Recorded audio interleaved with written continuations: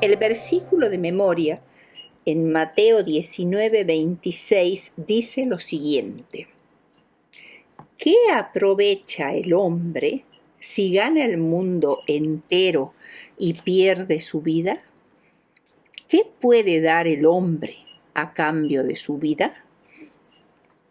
La posesión de riquezas no es pecaminosa en sí misma, como lo dice Eclesiastés 5:19.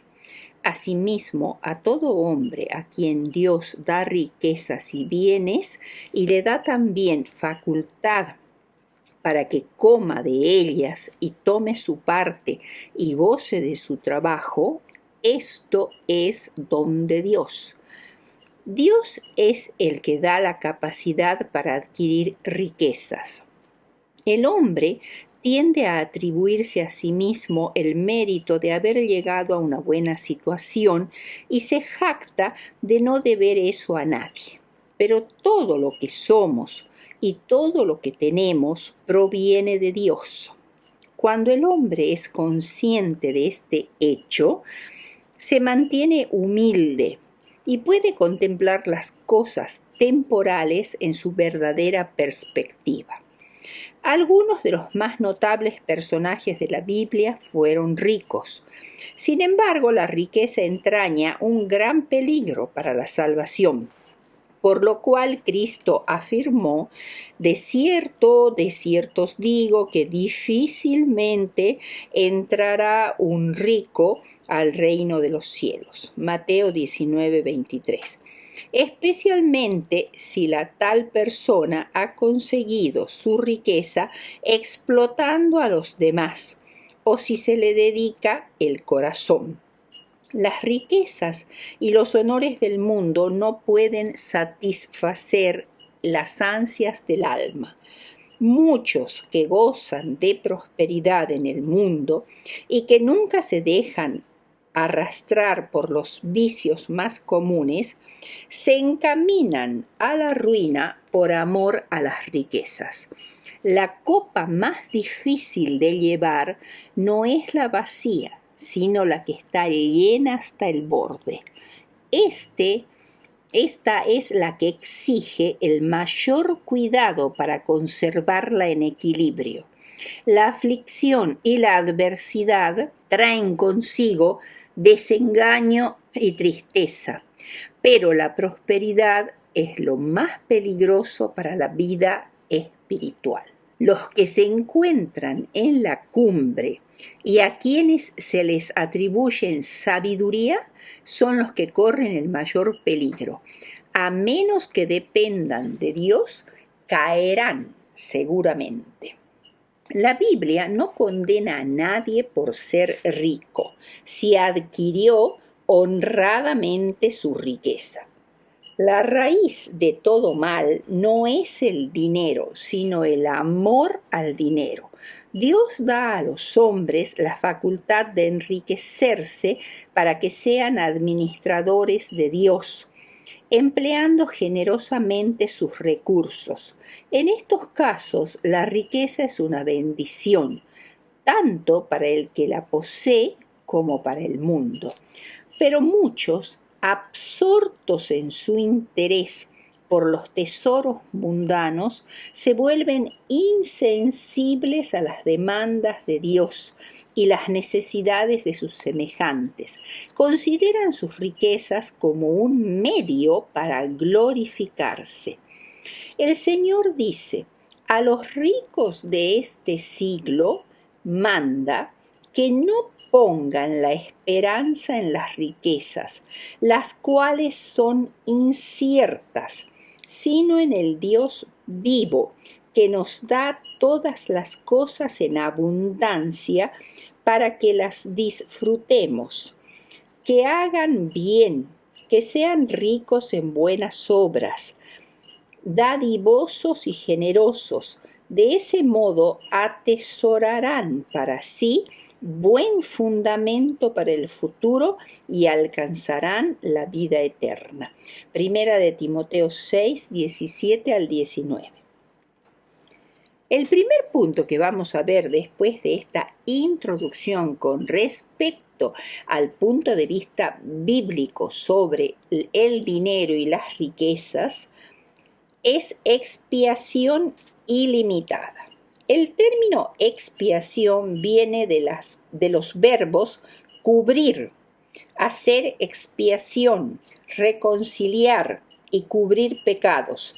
Refleja la idea fundamental de restablecer la armonía en una relación, de modo que cuando hubo una separación, ésta pueda ser eliminada por el proceso de cubrir el problema, producir la reconciliación. También tiene el significado teológico y técnico de propiciación, lo cual significa que el sacrificio de Cristo en la cruz constituye o constituyó una reparación para un Dios ofendido. Dios no es una deidad vengativa e iracunda, como las concebían los paganos a sus dioses, a quienes era necesario apaciguar con sacrificios, a veces hasta sacrificios humanos. Por el contrario, Dios está ansioso de una reconciliación. Es más, Él ha tomado la iniciativa para lograr esto. El hombre en su estado natural es un pecador que ni siquiera es consciente de su situación y no siente deseo alguno de ser reconciliado con Dios. El medio para lograr esta reconciliación es el sacrificio y el derramamiento de la sangre de Jesús en la cruz, y es el único medio que por sí solo puede cubrir realmente al pecador y reconciliarlo con Dios. Ahora, esta expiación o propiciación es ilimitada, es decir, alcanza a toda la humanidad. No se limita a un pueblo, a una raza, a una clase social, ni es tampoco para un grupo especial de predestinados para la salvación por Dios. Primera de Timoteo 2:4 dice: Dios desea que todos los hombres sean salvos y vengan al conocimiento de la verdad. Nadie podría salvarse si Dios no tuviera el propósito de perdonar y restaurar a los pecadores arrepentidos. Puesto que el amor de Dios no excluye a nadie de la oportunidad de la salvación, todos los que finalmente se pierdan lo harán porque no aceptaron las invitaciones del amor de Dios. Veamos ahora ricos que aceptaron la salvación. Tenemos en la Biblia muchos casos de personajes ricos y poderosos que aceptaron la salvación. Veremos brevemente su historia. Tenemos el primer caso, Nabucodonosor. Se trata de Nabucodonosor II, rey del imperio neobabilónico. De este imperio se extendió desde el 605 al 562 a.C., que desempeñó un papel fundamental en la historia de Babilonia y también aparece en la historia bíblica. Conquistó a Jerusalén y llevó a cabo la reconstrucción de Babilonia. En la primavera del año 605 a.C. sitió a Jerusalén. Tomó rehenes entre los judíos, entre los cuales estaban Daniel y sus 3 amigos. Fue un rey guerrero que en el año 586 a.C. destruyeron por completo a Jerusalén y su templo y deportaron a Babilonia la mayoría de la población que quedaba. Este orgulloso rey llegó a conocer la religión hebrea y al Dios verdadero. Su primer contacto fue cuando Daniel le reveló el significado de un impresionante sueño que revelaba al rey la historia presente y futura de su reino y del mundo.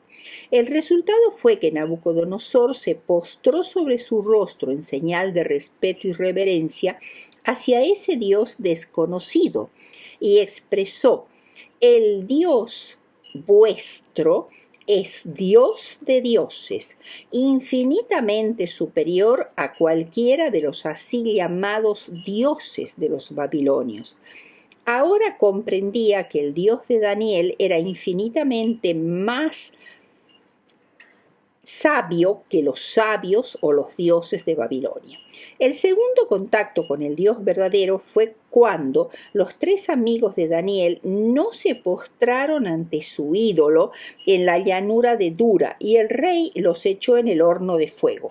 Como estos no sufrieron ningún daño mientras estaban en el horno y había aparecido un cuarto personaje semejante a hijo de los dioses, Nabucodonosor, al sacarlos del horno, reconoció que el Dios de los tres hebreos era el Altísimo, el principal de todos los dioses, y alababa su poder ordenando la adoración de este Dios.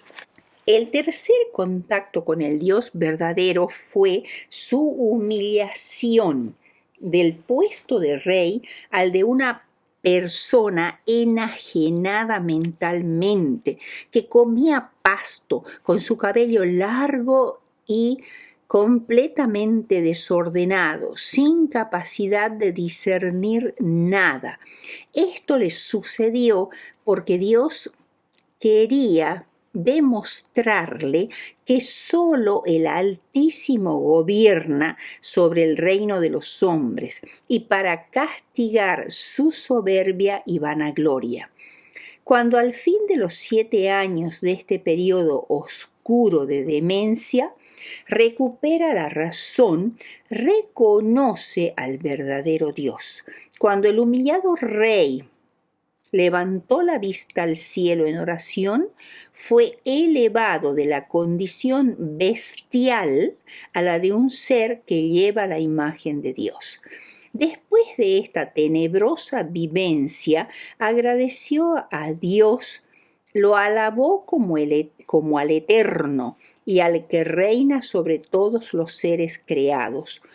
Proclama su reverencia al Dios que es el Rey del cielo. Ha aprendido bien su lección. El segundo personaje es Naamán. Naamán era un personaje importante en Siria, país que frecuentemente estaba en guerra contra Israel. Había adquirido fama y honor con sus victorias militares, pero tenía la desgracia de ser leproso.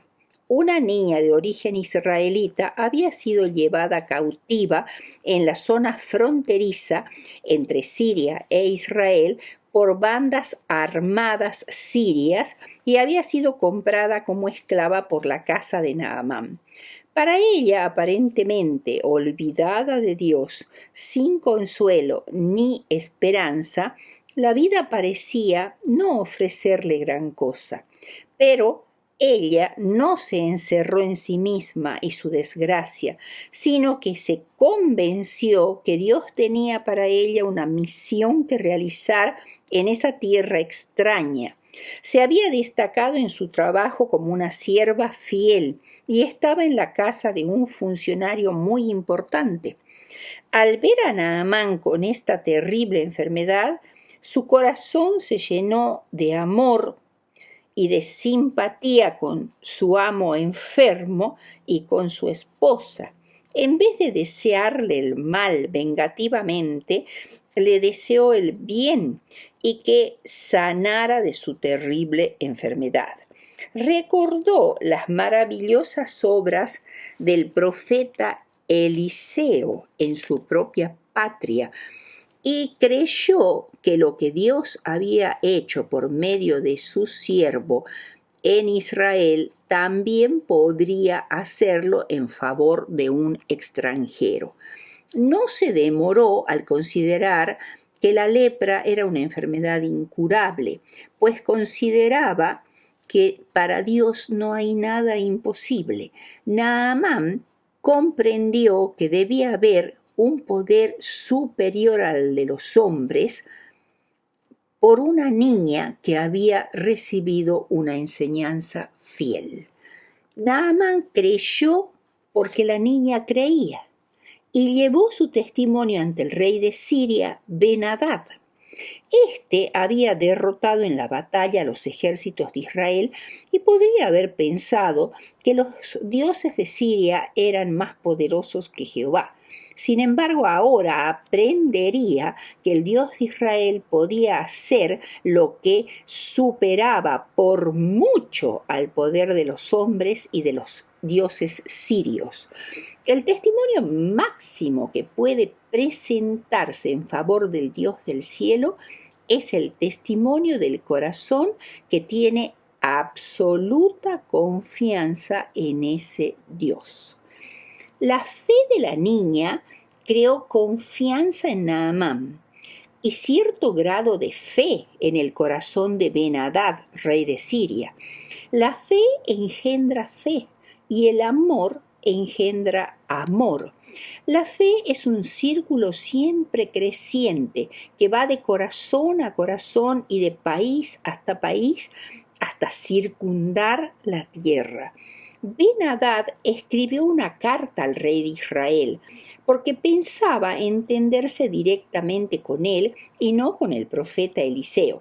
Y Naamán llevaba un gran tesoro en oro y plata y otros dones, unos 342 kilogramos de plata y aproximadamente 68,4 kilogramos de oro.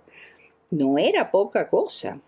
Ben-Hadad creía que el profeta, que tenía fama de realizar tales milagros, era miembro de una orden religiosa que estaba bajo el control del Estado y a las órdenes del rey.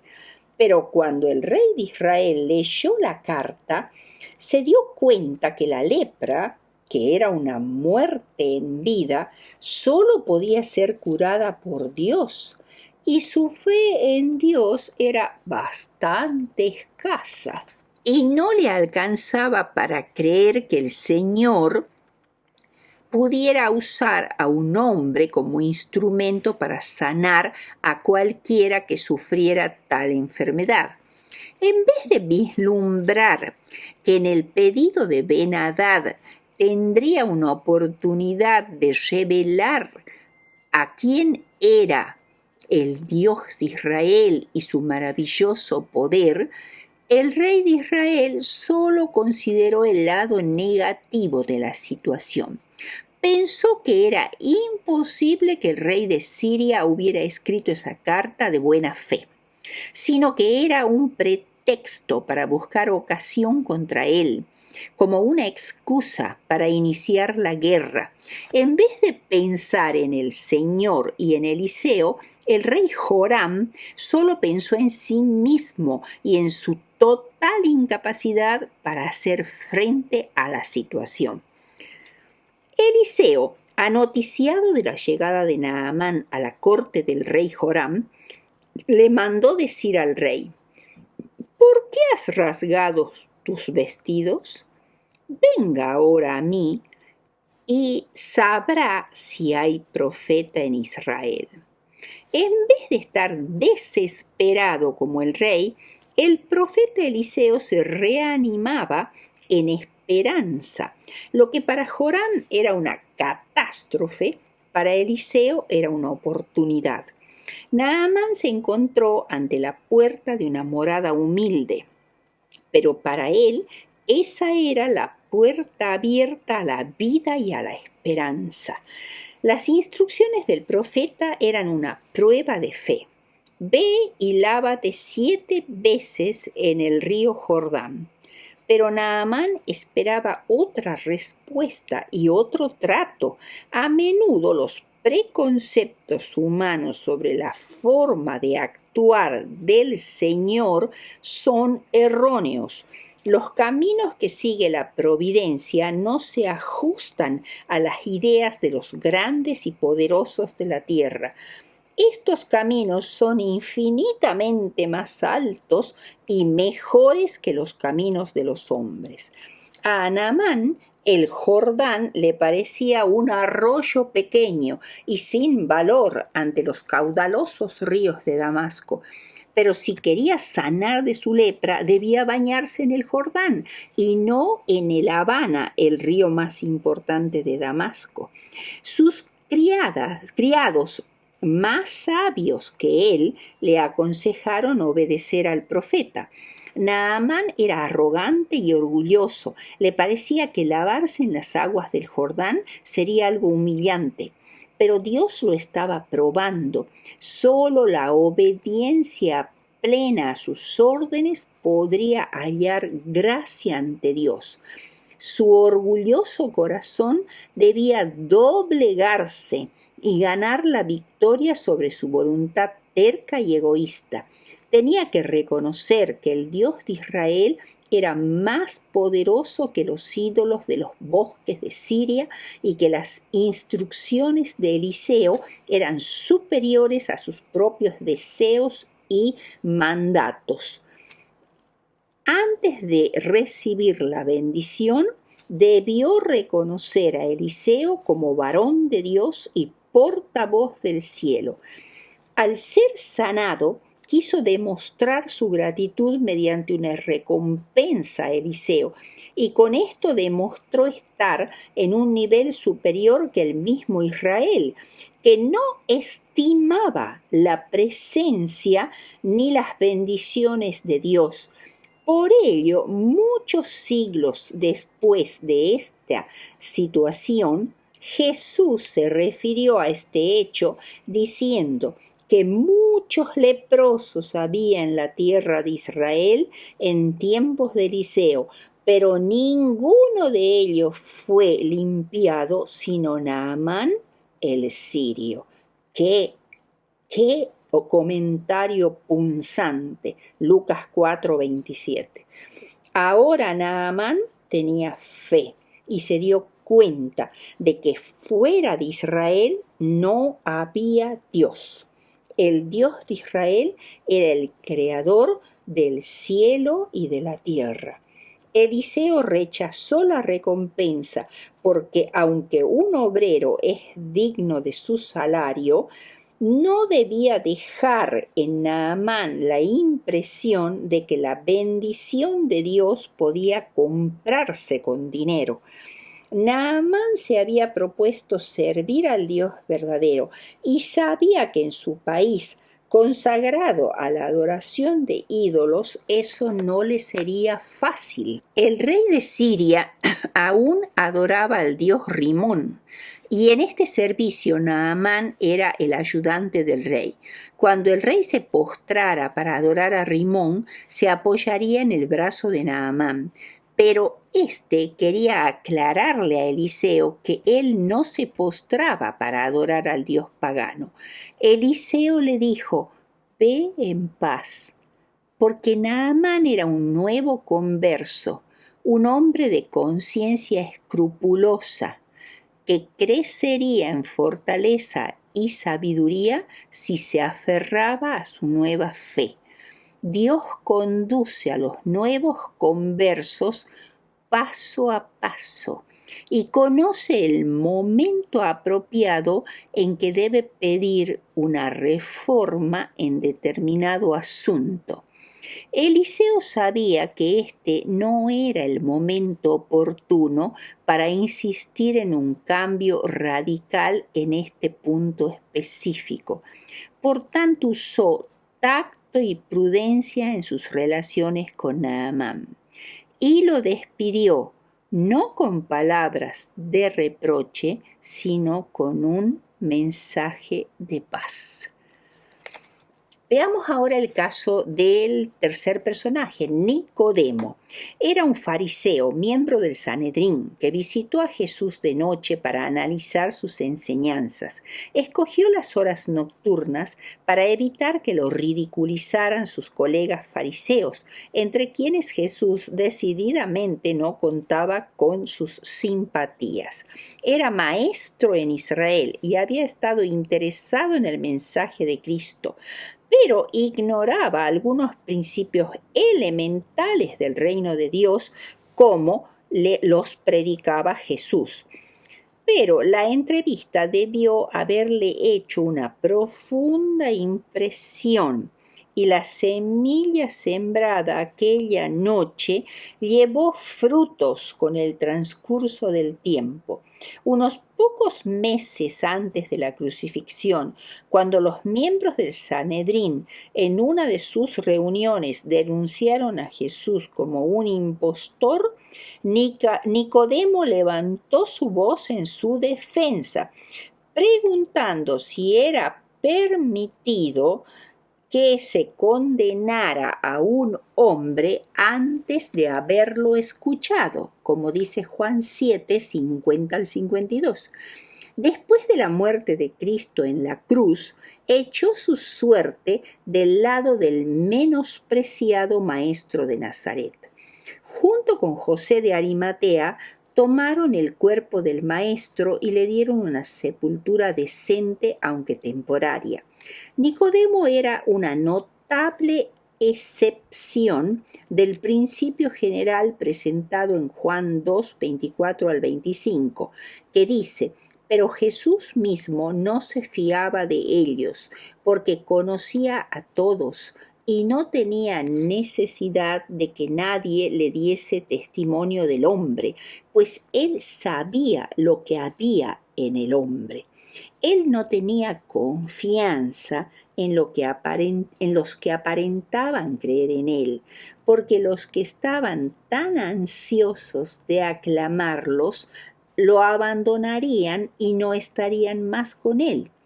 Los principales argumentos de los fariseos en contra de Jesús eran inconsistentes, como, por ejemplo, que ninguno de los gobernantes había creído en él, Juan 7, 47 al 49, y que ningún profeta se había levantado de Galilea. Nunca podían haber defendido semejante generalización.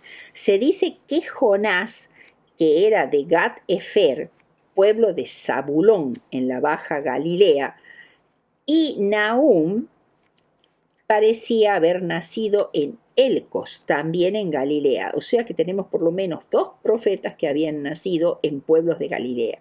Además está el testimonio del rabino Eliezer. No hubo tribu de Israel de la cual no provinieran profetas. Esto está escrito en el Talmud.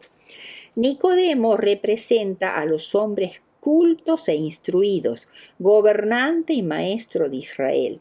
Era poderoso y rico, todo lo cual no le impidió creer en Jesús. Veamos ahora el cuarto punto: misión en favor de los ricos, José de Arimatea. Era un judío rico de Arimatea que tenía, Arimatea es un nombre más moderno de la antigua ciudad de Ramá, en Israel, que tenía un sepulcro excavado en la roca, todavía sin usar, en un jardín fuera de la ciudad de Jerusalén. Era miembro del Sanedrín, fuera de la ciudad de Jerusalén. Era miembro del Sanedrín, pero no había consentido en la resolución de condenar a Jesús, ya que era un discípulo secreto, según lo afirman Mateo, Lucas y Juan. Y también Marcos. Marcos lo describe como un miembro noble del concilio que también esperaba el reino de Dios. Marcos 15, 43. Lucas añade que era varón bueno y justo, que no había consentido en el acuerdo ni en los hechos de los demás fariseos. Lucas 23, 50 y 51. Juan dice que era discípulo de Jesús, pero secretamente, por miedo de los judíos. Juan 19, 38. El entierro de Jesús, dispuesto por José de Arimatea, cumplió la predicción de Isaías 53, 9 de que el Mesías estaría con los ricos en su muerte. Tanto José como Nicodemo se presentaron sin temor para hacer lo que ningún otro amigo de Jesús podía hacer. Para Nicodemo, la crucifixión fue una clara evidencia de la divinidad de Cristo. José fue a ver a Pilato para reclamar el cuerpo de Jesús. Un hombre que había sido condenado y ejecutado como traidor a Roma y que había sido acusado por la Suprema Corte judía como blasfemo. El valor de José y de Nicodemo refulge con mayor brillo en contraste con la cobardía de los discípulos en ese momento. El tercer punto que vamos a tratar ahora, habiendo ya visto los ejemplos de ricos que se convirtieron al Evangelio, es cómo ministrar a los ricos y poderosos. Mucho se ha dicho respecto a nuestro deber para con los pobres desatendidos, pero ¿no debe dedicarse alguna atención a los ricos desatendidos? Miles de ricos han descendido al sepulcro sin que nadie los previniera. Pero, por muy indiferentes que parezcan, muchos de ellos andan con el alma cargada. El que ama el dinero no se saciará de dinero, y el que ama la riqueza no sacará fruto, dice Eclesiastés 5:10. Muchos ricos ansían alguna seguridad divina, alguna esperanza espiritual. Muchos anhelan algo que ponga fin a la monotonía de su vida estéril. Muchos funcionarios públicos sienten la necesidad de algo que no tienen. Pocos asisten a la iglesia pues consideran que no obtienen gran provecho de esto. Muchos ricos y encumbrados se entregan a hábitos que son la ruina del alma y del cuerpo. Hay que llamarles la atención con respecto a los principios de la temperancia, no de un modo dogmático, sino a la luz del gran propósito de Dios para la humanidad. Debemos convencerlos del resultado de tan perniciosos hábitos en la merma de las facultades físicas, mentales y morales. Hágaseles ver el bien que podrían hacer con el dinero que ahora gastan en lo que perjudica. Hay otro peligro al cual están particularmente expuestos los ricos, y es el amor por las riquezas. Los que se encuentran en la cumbre, a los cuales se les atribuye sabiduría, son los que corren el mayor peligro de caer desde allí. Los que así se dedican al egoísmo no desarrollan los atributos de Dios, sino los del maligno. Pero hay un problema para acceder a los ricos, ya que esas personas son muchas veces las de más difícil acceso. Hay personas particularmente idóneas para trabajar entre las clases altas. Deben pedir sabiduría a Dios para saber cómo llegar a ellas y llevarlas hasta Jesús. Muchos suponen que para alcanzar a las clases altas hay que adoptar un modo de vivir y un método de trabajo adaptado a los gustos desdeñosos de ellos. Consideran de suma importancia cierta apariencia de fortuna, edificios, trajes y atavíos costosos, ambiente imponente, conformidad con las costumbres mundanas. Esto es un error. El modo mundano de proceder para alcanzar las clases altas no es el modo de proceder de Dios.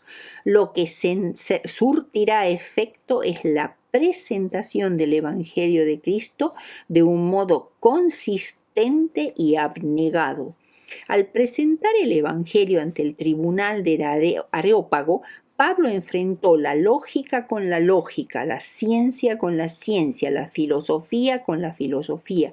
Los más sabios de sus oyentes quedaron atónitos y en silencio. No podían rebatir las palabras de Pablo, pero este esfuerzo dio poco fruto. Escasos fueron los que aceptaron el Evangelio. Por ello Pablo cambió de proceder, dejó atrás los complicados argumentos y discusiones teóricas y con sencillez dirigió las miradas de hombres y mujeres a Cristo, el Salvador de los pecadores. Me propuse no saber entre vosotros cosa alguna, sino a Jesucristo y a este crucificado. Primera de Corintios 2, 1 al 5. Es necesario al tratar con clases altas mantener la verdadera dignidad. Llenos la mente y el corazón con los escrito está y las preciosas palabras de Cristo más valiosas que el oro o la plata. Dios obrará milagros y maravillas con los hombres más eminentes de la tierra, y muchos se entregarán a Cristo, consagrarán a Dios su tiempo y su dinero, y dedicarán su talento e influencia a la obra de ganar almas para Cristo. Veamos ahora algunos conceptos de Elena de White para alcanzar a los hombres de influencia y de recursos. Esto está en el libro Evangelismo, página 403 al 407. Primero, invitar en primer lugar a los dirigentes en los negocios y en el gobierno, a los ciclos de conferencia, a las visitas de evangelistas, a las semanas de oración, etcétera, etcétera. Y tener en cuenta a los médicos, los maestros, los abogados, los jueces, los funcionarios públicos y los hombres de negocios.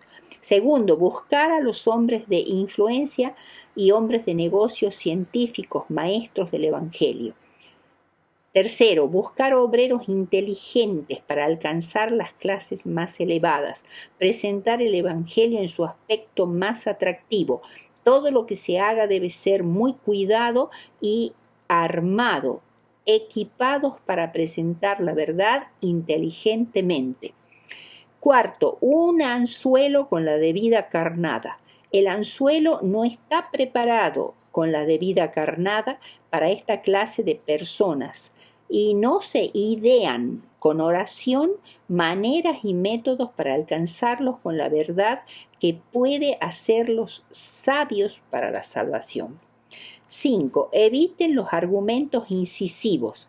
Es más eficaz la sencillez de una vida piadosa cuando la religión está plena de vitalidad, lo cual dará vida y progreso. Recuerden ustedes que Naamán creyó porque la niña que estaba ocupada en su casa creía. La fe nuestra es contagiosa. 6. Presentar la verdad en figuras y palabras atrayentes. 7. A ser atraídos por la sencillez del Evangelio. 8. Crear centros de influencia en nuestras grandes ciudades, usando para esto los talentos del intelecto y los recursos.